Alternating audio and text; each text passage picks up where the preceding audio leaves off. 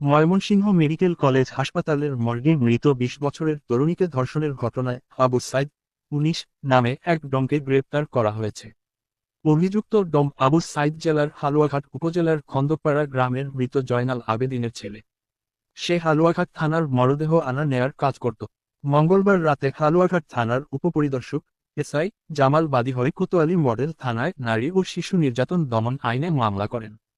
ওই দিন বেলা ১২টার দিকে হাসপাতালের লাশকাটাঘরে এই ঘটনা ঘটে।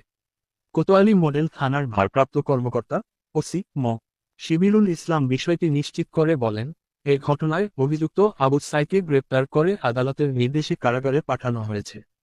ময়মনসিংহ মেডিকেল কলেজ হাসপাতালের পুলিশ ক্যাম্পের ইনচার্জ জসিম উদ্দিন বলেন, রোববার জেলার হালুয়াঘাট উপজেলা থেকে আনুমানিক রাত ৯টার দিকে ২০ বছর বয়সী এক তরুণী ফাঁসিতে ঝুলে আত্মহত্যা করে। পরে রাতে হালুয়াঘাট থানা পুলিশ মরদেহ উদ্ধার করে হেফাজতে রাখে। পরদিন সকাল ১১টায় আবু সাইদ তরুণীরা মরদেহ হাসপাতালের মর্গে নিয়ে আসে। আসার পর মর্গে মরদেহ রেখে আবার চলে যায়। আধা ঘন্টা পর আবারও ডোম আবু সাইদ ও তার সঙ্গী এসে মর্গে ঢুকে ধর্ষণ করে সেখানে ঘুমিয়ে পড়ে। পরে মর্গের কর্তব্যরত ডম এসে মর্গ অন্ধকার দেখতে পেয়ে লাইট জ্বালায়।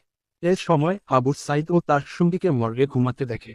মরদেহ দেখে কর্তব্যরত ডমের সন্দেহ হলে ডাক্তারকে খবর দেয়। ডাক্তার এসে ময়নাতদন্ত করে ধর্ষণের বিষয়টি জানায়। তিনি বলেন, ডাক্তার ধর্ষণের বিষয়টি নিশ্চিত করলে হালুয়াঘাট থানায় খবর দেওয়া হয়। পরে হালুয়াঘাট থানা পুলিশ আবু সাইদ ও তার সঙ্গীকে গ্রেপ্তার করে। জিজ্ঞাসাবাদে আবু সাইদ ধর্ষণের বিষয়টি স্বীকার করলে তাকে গ্রেপ্তার করে কোতোয়ালি মডেল থানায় হস্তান্তর করে। মামলার বাদী হালুয়াঘাট থানার উপপরিদর্শক এসআই জামাল বলেন, আবু সাইদ জিজ্ঞাসাবাদে ঘটনায় জড়িত থাকার কথা স্বীকার করেছে।